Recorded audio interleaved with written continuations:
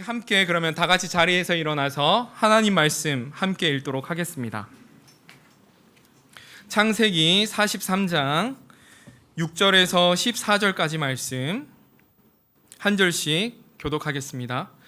이스라엘이 이르되 너희가 어찌하여 너희에게 또 다른 아우가 있다고 그 사람에게 말하여 나를 괴롭게 하였느냐?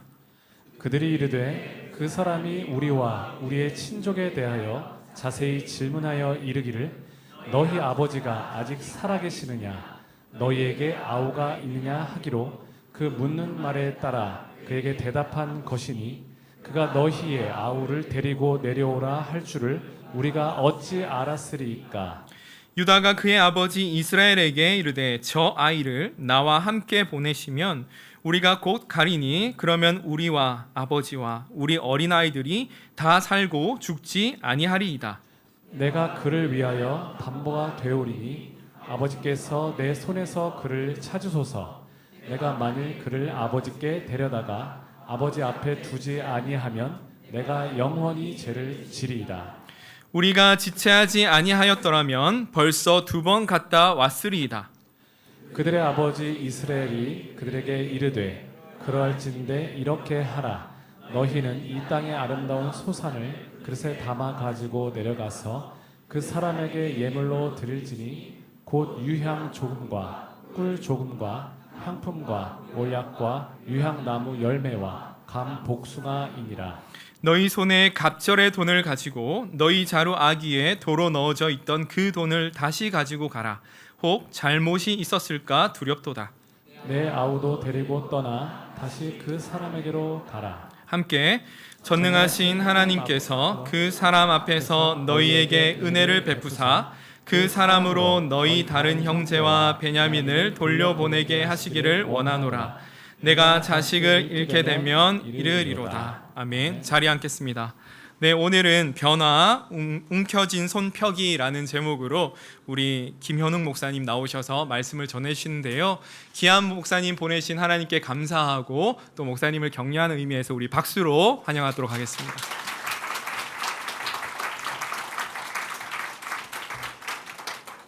할렐루야.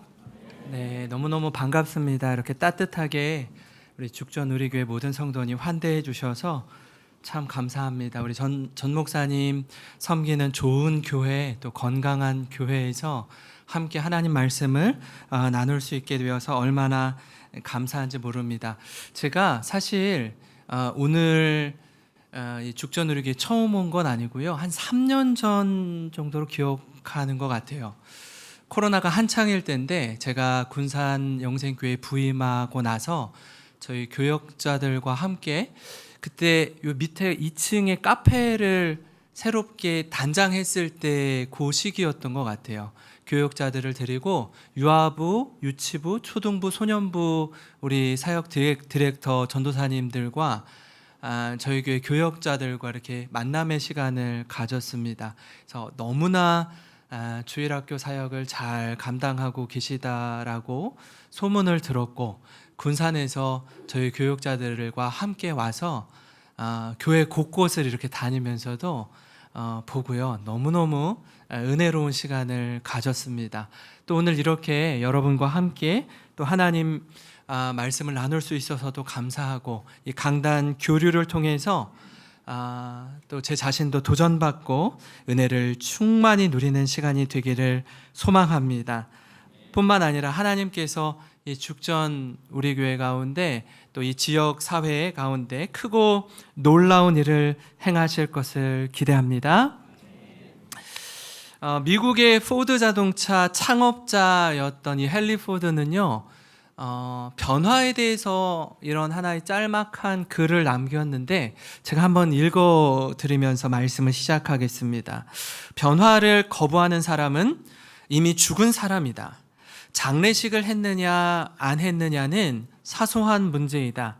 안정성이라는 것은 시냇문에 떠내려가는 죽은 물고기와 같다. 이 나라에서 우리가 아는 유일한 안정성은 변화뿐이다. 만약 목표를 성취하는 데 방해가 된다면 모든 시스템을 뜯어고치고 모든 방법을 폐기하고 모든 이론을 던져버려라.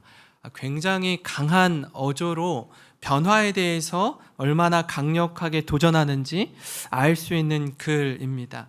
그가 말하는 변화는요, 끊임없는 도전과 혁신을 가리킵니다. 아마 여러분들도 살면서 두 가지 마음을 동시에 가지실 것 같아요. 한 마음은 내가 이렇게 살면 안 되는데, 좀 새로운 변화와 도전을 꿈꾸어야 하는데 라는 마음이 있는 동시에, 또 어떤 분들은 이미 변화를 했고 도전을 해서 새로운 삶을 살고 있는데 이렇게 사는 게 좋다, 이런 삶을 좀 지속 가능하도록 유지해야겠다. 그래서 더 이상 변화하는 것은 멈추고 계속 이대로만 지냈으면 좋겠다. 그러니까 변화하려는 마음과 동시에 변하지 않으려는 두 가지 마음이 우리 안에 공존하는 것 같습니다. 근데 이 변하려고 하는 마음이 들 때 하나님께서 때로 이런 상황들로 우리를 몰아가실 때가 있어요. 얘야, 지금 변화할 때가 아니라 너는 깊이 뿌리를 내리고 넓게 털을 닦을 때야. 그래서 그 중심을 잘 잡고 더 깊어지고 넓어졌으면 좋겠다라고 하나님 우리에게 그런 환경을 허락하실 때가 있어요. 또 어떤 분은 나 그냥 이대로 지내면 좋겠는데, 나 여기가 좋은데, 이 직장이 좋고 지금 내가 경영하는 사업이 좋고 우리 가족이 좋고 편안하고 이제 안정감을 누리고 있는 때에 하나님이 우리의 인생을 좀 뒤흔드실 때가 있습니다. 변화하기로 도전하게 만드실 때가 있다라는 거예요. 이 두 가지 상황을 생각할 때 내 뜻과 계획과 방향도 중요하지만 동시에 시대를 읽는 마음, 그 가운데서 하나님의 뜻을 발견하는 것 역시 굉장히 중요함을 깨닫습니다. 세상이요, 그럼 얼마나 빠르게 변하는지 모릅니다. 제가 초등학교 다닐 때 컴퓨터가 나왔는데 286, 386 컴퓨터, 삼성 SPC 3000 이런 거 있었어요. 이렇게 카세트 테이프 넣고 돌려야 아주 간단한 오락 게임 하나 깔리는 거. 1시간 이상 틀면은 이게 너무 뜨거워서 다운된다고 막 또 시키고 다시 컴퓨터 켜고. 그때 당시 100만 원이었던 걸로 기억합니다. 제가 친구 집에 가서 오락도 하고 막 이랬었는데, 그랬던 때가 있었는데 지금은 어떻죠? 그 어떤 컴퓨터도 정말 손바닥 안에, 핸드폰 안에 다 들어와 있고, 세상 저 끝에서 이 끝에서 서로 얼굴과 얼굴을 마주하고 영상통화를 할 수 있는 시대가 되었습니다. 꿈 같던 이야기죠. 만화로만 보던 이야기가 현실이 된 세상에 살고 있습니다. 이제는요, 변하지 않으면 변화를 요구받는 세상입니다. 그러나 변화가 그저 다 좋은 것만은 아닙니다. 변화하되 아름다운 변화를 이루어야 합니다.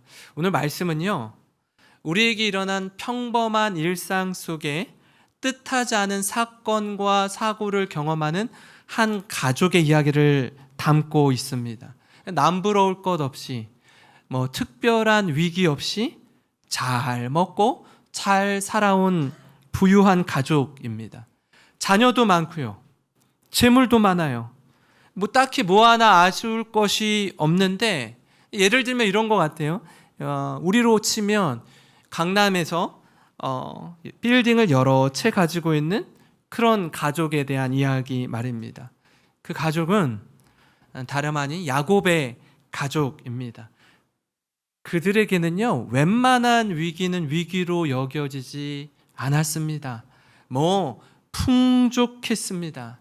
언제 위기를 맞게 되냐면, 온 나라가, 온 세상이 흉년, 가뭄으로 인해서 먹을 것조차 없는 상황에 노출되었을 때, 그제서야 아이고, 큰일 났구나, 변화가 필요한 시기이구나, 곡식을 구해야 되는데 곡식을 구할 돈은 있는데 그 돈으로 살 곡식이 없는 세상인 거예요. 제가 일부 예배를 드리면서 조금 이렇게 부연 설명이 필요하겠다라고 생각이 들었습니다. 야곱에 대한 이야기인데요. 야곱은 12명의 아들과 1명의 딸이 있었습니다. 4명의 아내가 있었고요. 12명의 아들 이름을 우리가 다 기억하지는 못하죠. 근데 한 12명 중에서 한 절반만 우리 한번 생각해 볼게요. 절반. 막내 아들은 누구예요? 막내? 왜 이렇게 잘하시죠? 네. 베냐민입니다. 베냐민이 12번째 아들이고요. 베냐민 위에 형이 누구예요? 요셉입니다. 거기까지만 합시다. 11번째, 12번째 요셉과 베냐민. 그럼 위쪽으로 가면 장자 12명의 아들 중에서 제일 큰 아들의 이름은 제가 설교를 마쳐도 될 것 같은데 르우벤이고 두 번째 아들이 시므온입니다. 시므온. 셋째 아들이 제사장 역할을 맡는 레위이고요. 넷째 아들이 예수님의 족보가 나오는 유다입니다. 거기만 하겠습니다. 르우벤, 시므온, 레위, 유다. 11번째, 12번째 요셉, 베냐민. 그 정도를 하고 같이 좀 말씀을 살펴보면 좋을 것 같은데요.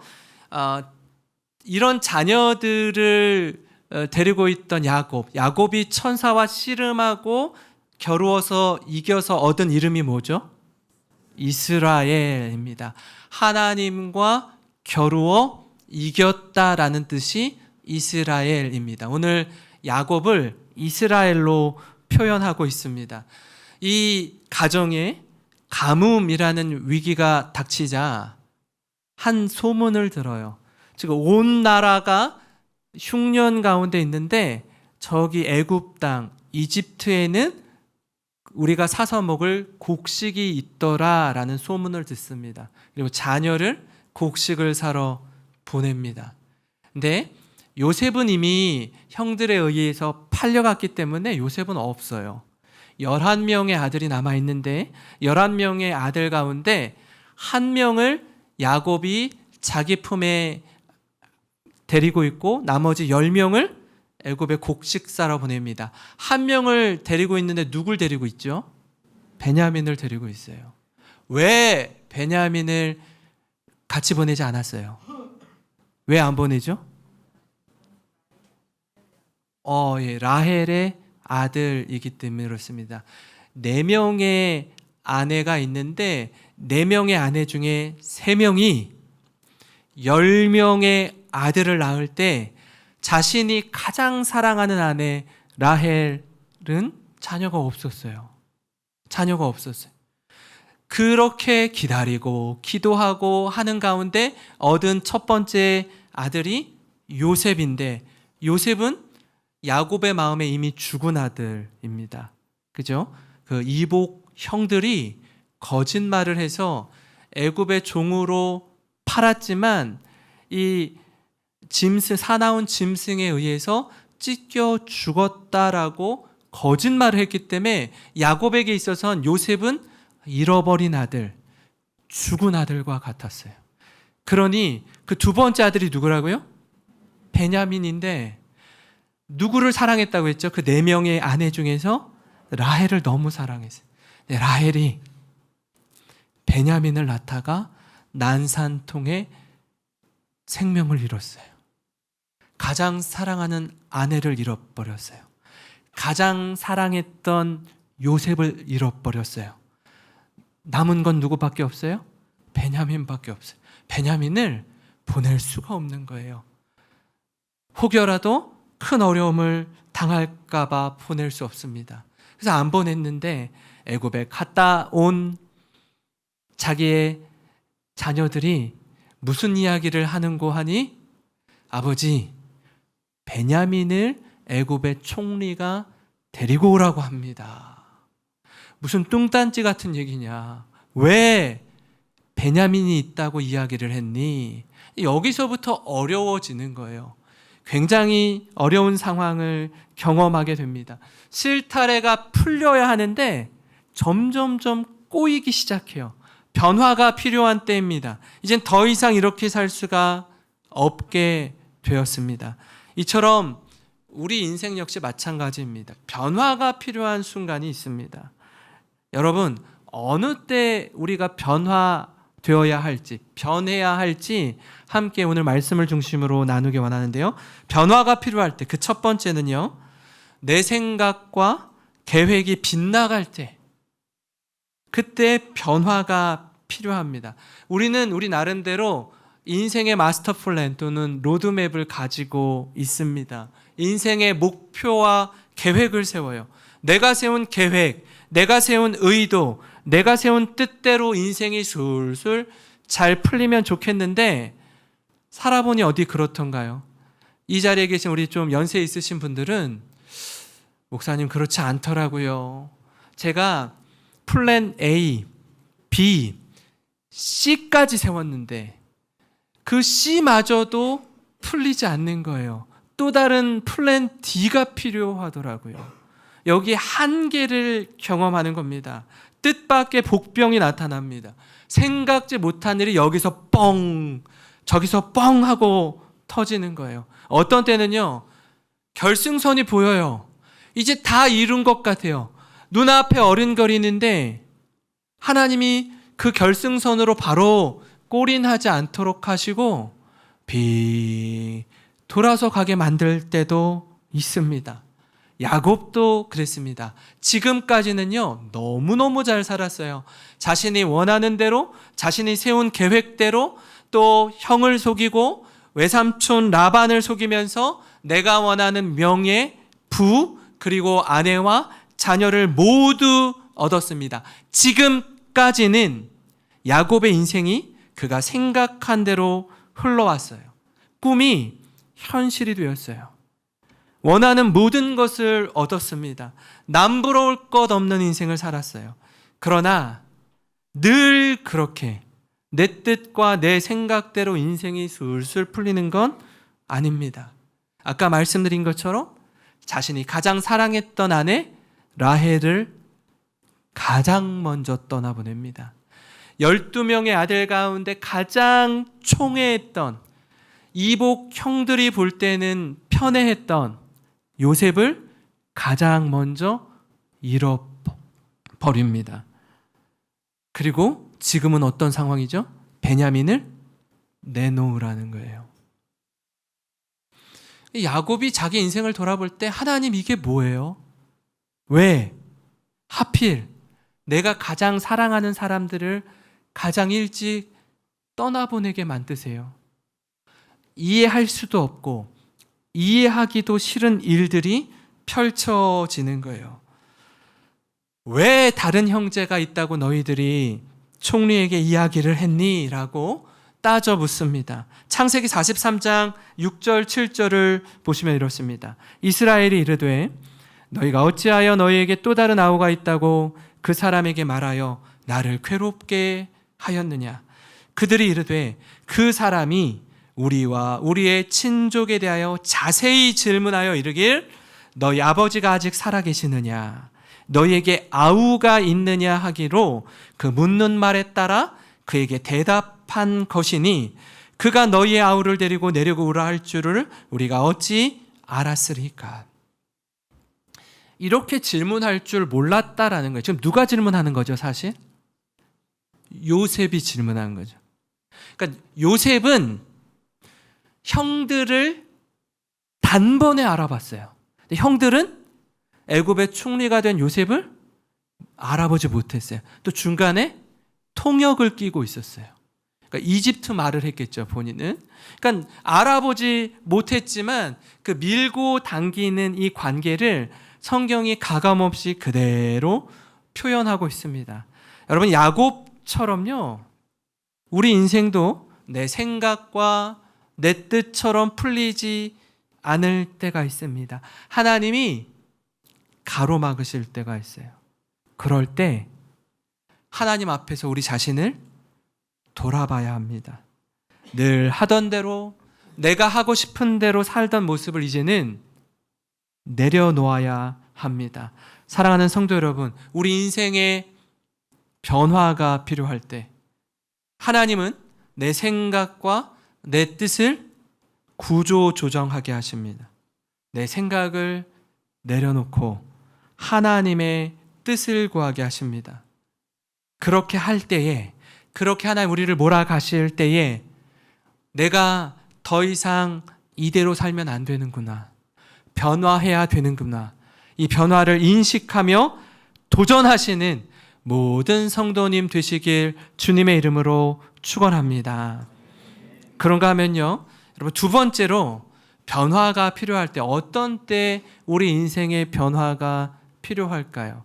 생사의 갈림길에 설 때 변화가 필요합니다.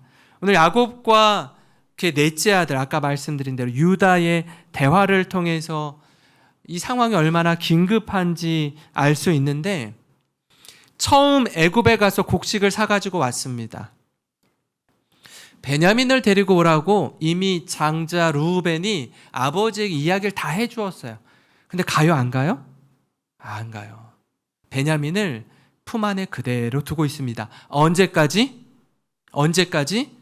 애굽에서 사온 곡식이 다 떨어질 때까지. 그거 다 먹고 이젠 더 이상 먹을 게 없어지자 또 애굽에 가서 곡식을 사오라는 거예요. 두 번째 가서. 근데 갈 수 있어요, 없어요? 그냥? 갈 수 없어요. 누구 데려가야 돼요? 베냐민 데려고 가야 돼요. 그때까지 야곱이 버티는 거예요. 놓지 않는 거예요. 창세기 43장 1절 2절입니다. 그 땅에 기근이 심하고 그들이 애굽에서 가져온 곡식을 다 먹음에 그 아버지가 그들에게 이르되 다시 가서 우리를 위하여 양식을 조금 사오라. 야곱의 이런 모습을 보면요, 야, 사람은 좀처럼 변하지 않는구나. 참 안 바뀝니다.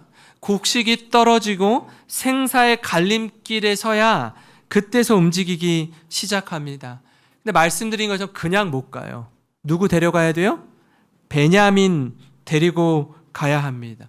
결단을 내려야 돼요. 그래서 유다가 이렇게 제안합니다. 43장 8절부터 10절에 유다가 그의 아버지 이스라엘에게 이르되 저 아이를 나와 함께 보내시면 우리가 곧 가리니 그러면 우리와 우리 아버지와 우리 어린아이들이 다 살고 죽지 아니하리이다. 내가 그를 위하여 담보가 되오리니 아버지께서 내 손에서 그를 찾으소서. 내가 만일 그를 아버지께 데려다가 아버지 앞에 두지 아니하면 내가 영원히 죄를 지리이다. 우리가 지체하지 아니하였더라면 벌써 2번 갔다 왔으리이다. 처음 갔다 왔을 때 베냐민 데리고 갔으면은 2번 갔다 왔을 시간을 지금 지체한 거예요. 가지 않은 겁니다. 아버지 베냐민 좀 놓아주시면 안 돼요. 아버지, 베냐민을 얼마나 사랑하는지 우리도 알고 있어요. 우리도 알고 있어요. 근데 지금은 놓으셔야 돼요. 그러면 애굽에서 곡식을 사서 처음 가지고 돌아왔을 때 큰아들이 누구라고 했죠? 르우벤이라고 했습니다. 르우벤이 돌아온 직후에 이렇게 제안을 했었습니다. 42장 36, 37절에 그들의 아버지 야곱이 그들에게 이르되 너희가 나에게 내 자식들을 잃게 하도다. 요셉도 없어졌고 시므온도 없어졌거늘 베냐민을 또 빼앗아 가고자 하니 이는 다 나를 해롭게 함이로다. 르우벤이 그의 아버지에게 말하여 이르되 내가 그를 아버지에게 데리고 오지 아니하거든 내 2 아들을 죽이소서. 그를 내 손에 맡기소서. 내가 그를 아버지께로 데리고 돌아오리이다. 근데 요셉이 없어졌대요. 누구 얘기하죠? 그 다음에 시므온은 어디 갔어요 지금? 요셉이 시므온을 볼모로 잡아두었어요. 누구 데리고 오라고? 베냐민 데리고 오라고. 그러니까 시므온이 애굽에 잡혀 있어요 지금. 그랬는데 베냐민까지 데리고 가려고 하느냐라고 묻는 거예요. 근데 르우벤이 뭐라고 하죠? 아버지, 베냐민이 살아 돌아오지 못하면 르우벤 자신의 2 아들을 죽이세요. 죽이죠. 야곱이 이 2 아들의 뭐예요? 할아버지잖아요. 할아버지가 어떻게 손자를 죽여요? 그 얘기는 뭐예요? 르우벤이 아버지 걱정하지 마세요. 내가 반드시 베냐민을 데리고 돌아올 테니 아버지 베냐민을 좀 놓아주세요. 제 군산에 가서 이제 만 5년 정도 사역을 하고 있는데요. 제가 제자 훈련을 하고 성도님들을 신방하고 만나면서 그 가정들의 이야기를 듣고 아픔을 들으면서 이 야곱의 가족들의 이야기가 그냥 야곱의 가족의 이야기가 아니라 오늘을 살아가고 있는, 이 시대를 살아가고 있는 우리 성도님들의 이야기이기도 하더라고요. 저희 교회는 연세 드신 분들이 좀 많이 계셔요. 그러다 보니까 신방을 가서 가족 이야기를 이렇게 하다 보면은 몇몇 분들이 그런 말씀을 하세요. 목사님, 저희 가족 관계가 좀 복잡합니다. 복잡해요. 아버지 쪽에 지금 이복 형제들이 있는 분도 있고요. 그러니까 배가 다른 형제죠. 이부 형제들이 있는 분도 있고요. 이런 이야기들을 하시더라고요. 그래서 아픔이 있고 가족 이야기를 쉽게 하지 못하고 눈물이 있는 이야기들을 좀 이렇게 들었습니다. 그러니까 이 이야기가 남의 이야기가 아니더라고요. 우리의 이야기이고 이 관계 속에서 복잡하게 얽히고 설킨 이야기이기도 합니다. 그러니 야곱이 얼마나 베냐민을 집착하겠어요. 이제 좀 내려놓으라는 거예요. 아버지 마음 알아요. 근데 이걸 잡고 있으면 우리는 다 죽습니다. 다 죽어요. 그러면 안 되잖아요. 야곱이 이렇게 말해요. 우리 한번 같이 읽어볼까요? 42장 38절인데 현대인의 성경으로 되어 있는 자막을 한번 같이 읽어보겠습니다. 시작. 그러나 야곱이 내 아들은 너희와 함께 내려가지 못한다.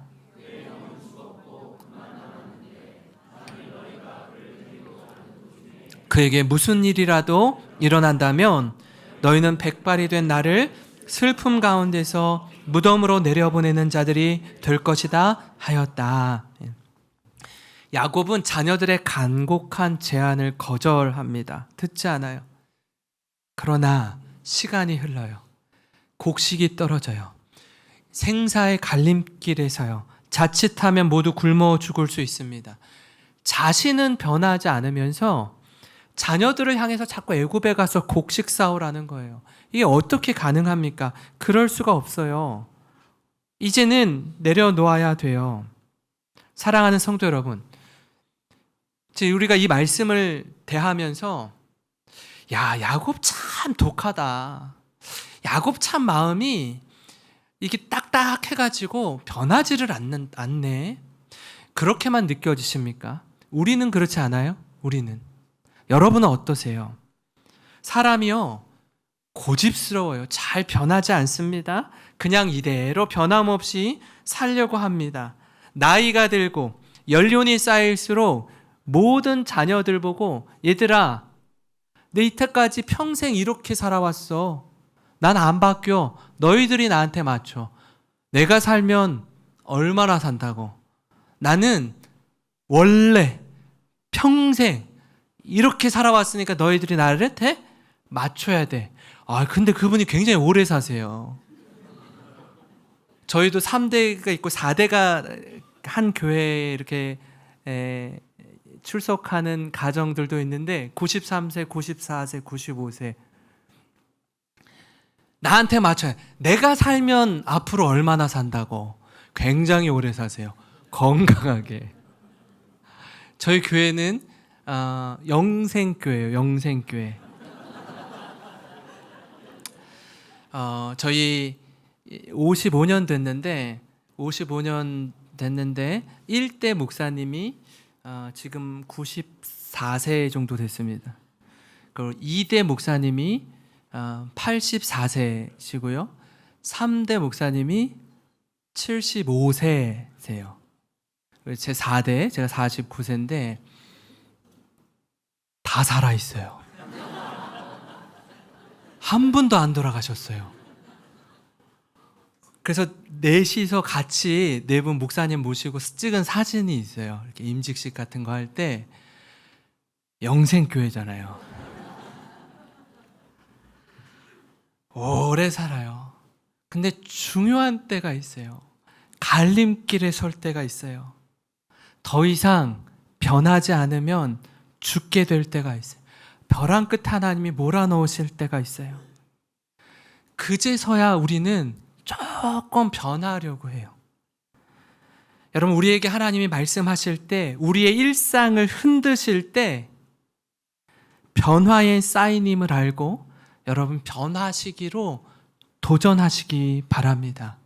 그렇게 주님 안에서 새롭게 되는 은혜를 누리시는 모든 성도님 되시길 주님의 이름으로 축원합니다.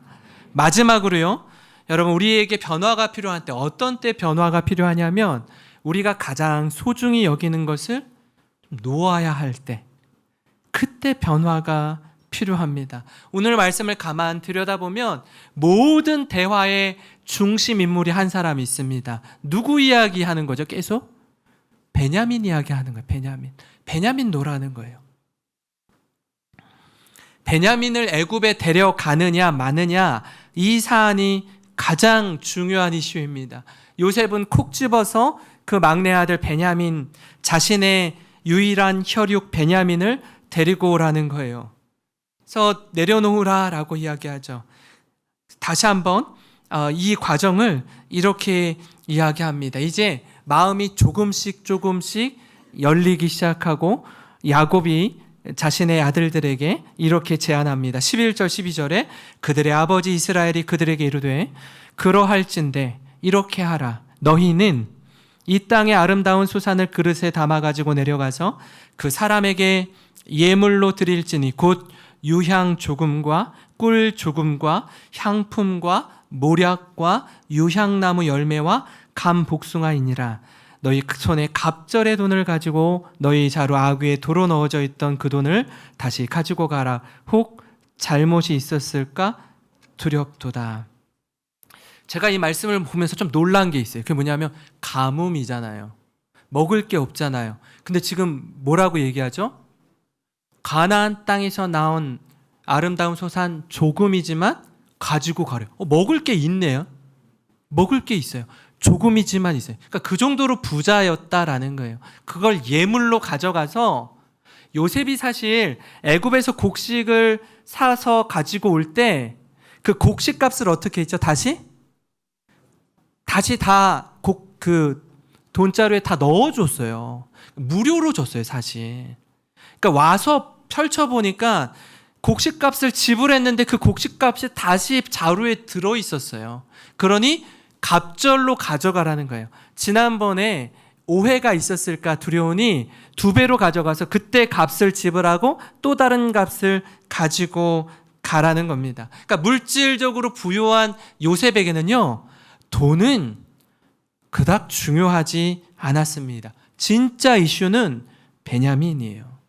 이 아들을 놓아야 하는 거예요. 이 아들을 내려놓아야 하는 겁니다. 그래야 살 수 있습니다. 저도 자녀를 낳아서 이렇게 키워보니까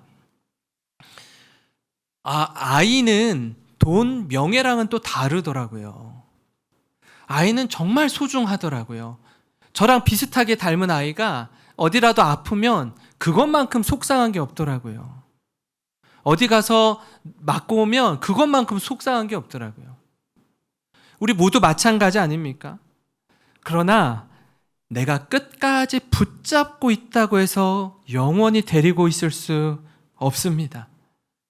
하나님이 때로는 내가 가장 소중히 여기는 것, 여기선 지금 야곱에게 있어서는 요셉이었고 베냐민이었고 라헬이었지만 여러분에게 가장 소중한 것, 가장 놓지 못하는 그것, 그 무엇입니까?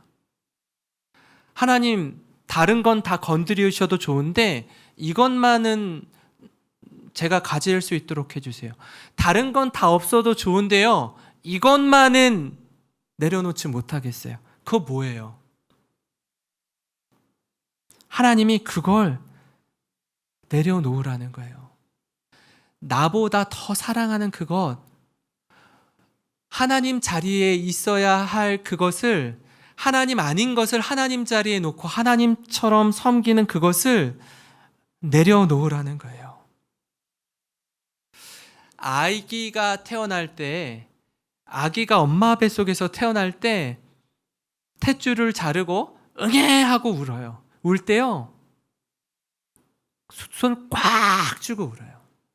그러니까 본능적으로 아는 것 같아요. 인간은 태어날 때부터 뭐든지 움켜쥐어야 되고, 내가 더 많이 가져야 되고, 내가 더 잘 살아야 되고, 내가 더 높아져야 되고, 그걸 아는 것 같아요.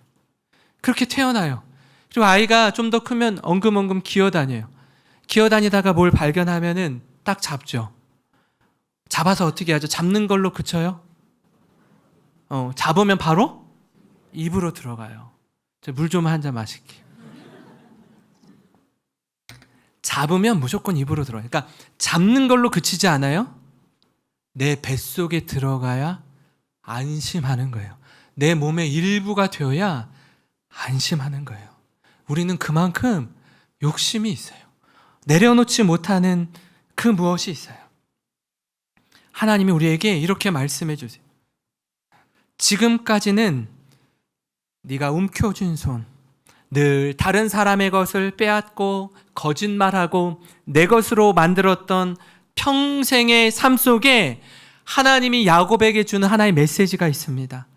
얘야, 야곱아, 이스라엘아, 네가 사랑한다고, 네가 원한다고, 네가 하고 싶은 대로 살 수 없어.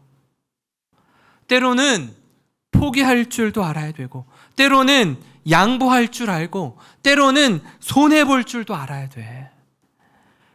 어떻게 너는 나이가 이만큼 들었는데도 불구하고 어릴 적 모습 그대로 너 하고 싶은 대로 살려고 하니? 네 마음대로 살려고 하니? 하나님이 우리에게 물으세요. 그렇습니다. 여러분, 인생이 복잡합니다. 내 생각대로, 내 뜻대로 되지 않아요. 돌아갈 때도 있어요. 코앞이 결승선인데 셔터문이 철커덩하고 내려올 때도 있습니다. 힘들지만 할 수 없어요. 포기해야 합니다. 기다려야 합니다. 하나님의 때를, 하나님의 은혜를 구해야 합니다. 그때 야곱이 이렇게 고백해요. 움켜쥔 손을 펴니다. 욕심을 내려놓습니다. 그리고 하나님께 맡깁니다. 13절 14절 말씀 우리 한번 같이 한 목소리로 읽겠습니다. 시작. 내 아우도 데리고 떠나 다시 그 사람에게로 가라. 전능하신 하나님께서 그 사람 앞에서 너에게 은혜를 베푸사 그 사람으로 너희 다른 형제와 베냐민을 돌려보내게 하시기를 원하노라. 내가 자식을 잃게 되면 이르리로다. 다시 한번요. 내가 자식을 잃게 되면 이르리로다. 아멘. 엄청난 고백입니다. 잃어본 경험이 있어요. 아픔이 있고 눈물이 있습니다. 그런 야곱이 이 고백을 한다는 건 모든 걸 하나님께 전적으로 맡기겠습니다 하는 고백 아니겠습니까? 이 고백 이후에 전에는 한 번도 경험하지 못한 인생의 전환점을 맞이합니다. 터닝 포인트를 맞이해요. 죽었던 요셉이 애굽의 총리로 있어요. 볼모로 잡혀있던 시므온이 돌아옵니다. 데리고 간 베냐민이 살아서 돌아와요. 두 손을 활짝 펴면 손해볼 줄 알았고 다 잃어버릴 줄 알았는데 어떻게 해요? 하나님이 모든 것을 회복시켜 주시는 거예요. 더 많은 것들을 얻게 하시는 거예요. 사랑하는 우리 죽전 우리 교회 성도 여러분, 이 고백은요 비단 야곱뿐 아니라 우리 모두에게 필요한 고백인 줄 믿습니다. 이 내려놓음, 움켜쥔 손을 펼 때 일어나는 놀라운 은혜와 축복을 경험하기를 소망합니다. 지난주에도 우리 여기 죽전 우리교회에 그 장례 소식이 있었는데 그 이제 목회자들은 장례 모든 과정들을 여러 번 이렇게 접하면서 그 특별히 입관 예식을 할 때 고인의 마지막 육신의 모습을 뵙는 시간 아닙니까? 자녀들이 많은 눈물을 흘리면서 어머님, 아버님을 떠나 보내는 시간을 갖습니다. 이 땅에서의 삶을 마무리하고 마지막 돌아가신 분이 입는 옷을 가리켜서 수의라고 해요. 그죠? 수의라고 해요. 수의에 아주 큰 특징 하나가 있습니다. 수의에는요, 주머니가 없어요. 주머니가 없어요. 아무리 이 땅에서 모든 것을 누리고 산 부유한 사람이라고 해도 하나님께 부름받을 때는 다 내려놓고 가야 합니다. 때로는요, 고인 가운데 이렇게 손을 움켜쥐고 돌아가신 분들 어떻게 해요? 자녀들이요, 다 펴드려요. 반지를 끼고 있는 분은요, 다 빼드려요. 다 놓고 가야 돼요.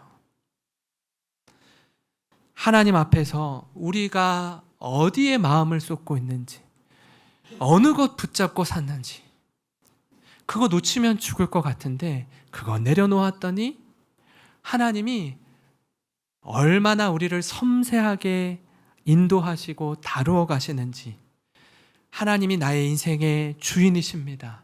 그 인도하심을 따라 여호와는 나의 목자시니 내가 부족함이 없습니다. 그 부족함이 없는 인생을 살아가시는 우리 모든 성도님 되시길 주님의 이름으로 축원합니다. 오늘 말씀을 기억하면서 우리 같이 찬양하고 함께 기도하도록 할 텐데요. 여러분 잘 아시고 많이 부르시는 찬양일 겁니다. 내가 주인 삼은 모든 것 내려놓고 내 주님 대신 주님 앞에 나아가길 원합니다. 내가 사랑했던 것, 그것이 무엇인지는 잘 모르겠으나 그것 내려놓고 주님을 더욱 사랑하기를 원합니다. 그 마음을 담아서 우리 같이 찬양하고 기도하겠습니다.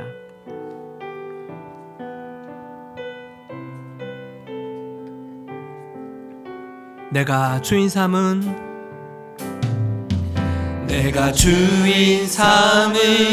모든 것 내려놓고 내 주 되신 주 앞에 나가 내가 사랑했던 모든 것 내려놓고 주님만 사랑해. 우리 다시 처음부터 믿음으로 고백합니다. 내가 주인 삼은 모든 것 내려놓고 내 주 되신 주 앞에 나가 내가 사랑했던 모든 것 내려놓고 주님만 사랑해. 주 사랑 거친 풍랑에도 깊은 바다처럼 나를 잠잠케 해. 주 사랑 내 영혼의 반석 그 사랑 위에 서리. 주 사랑 거친 풍랑에도 깊은 바다처럼 나를 잠잠케 해. 주 사랑 내 영혼의 반석 그 사랑 위에서. 우리 마지막으로 한 번 더 고백합니다. 주 사랑 거친 풍랑에도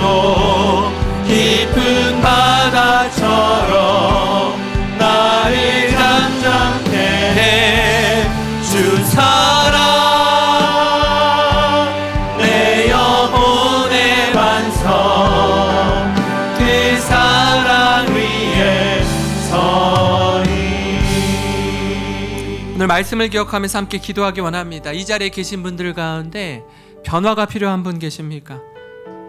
지금까지 내 생각과 내 계획대로 잘 이루어졌는데 최근에 삐걱거리는 분들, 이상하다, 분명히 이렇게 하면 잘 될 줄 알았는데 왜 하나님 막으시지?